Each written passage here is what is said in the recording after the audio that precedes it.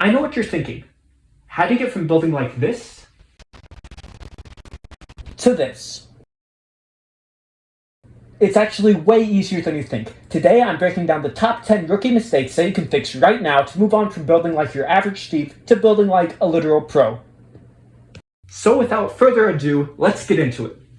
The first common building mistake I see all the time is a misunderstanding of detail. Lots of people tend to think if they do lots of interesting, time-consuming detail, they'll get a nicer build overall. Luckily, this is false. More detail does not mean higher quality. Quite the opposite. However, you can't just leave walls blank either. So, the solution is pretty simple. Be intentional with your detail. I believe the two best ways of going about this are using detail to frame the focal point of a build, such as windows or doors, or to ease a transition from a vertical plane to a horizontal one. Remember, a small amount of detail can go a long way. Moving on to mistake 2, which is not using enough depth. Whether your build's depth is achieved by using massive supports or fancy shapes, a good use of depth can really make a build pop. My personal favorite way of adding depth to my builds is by having the vertical and horizontal beams that frame the build stick out from the actual wall. This simple trick can really elevate a bland build into a masterpiece in seconds. Mistake number 3 is not understanding proportions. The simplest way to fix this problem is to take a step back from the build, ask yourself, does it look too wide, tall, or top heavy? And then go back and make the required adjustments as you go.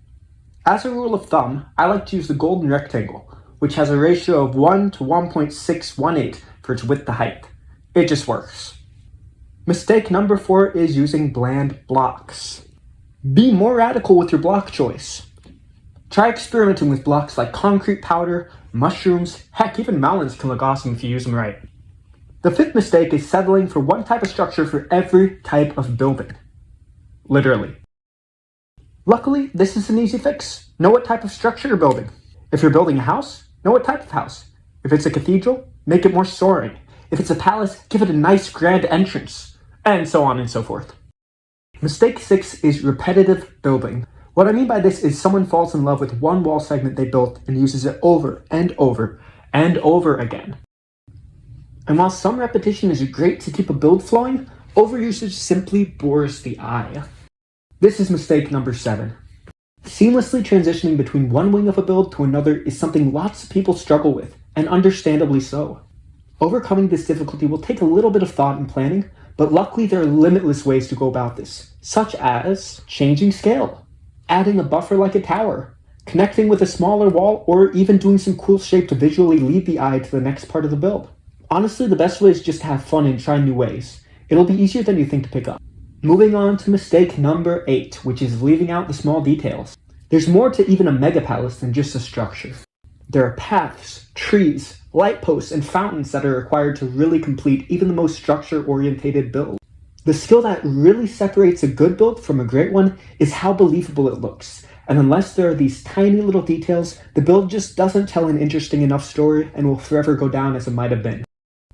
Moving on to mistake number 9, which is poor composition. Composition is hard. It takes careful planning, and sometimes even studying real-life buildings to compose a build just right. However, the most important thing to understand about composition is being able to lead the eye smoothly from one edge of the build to the focal point and back seamlessly.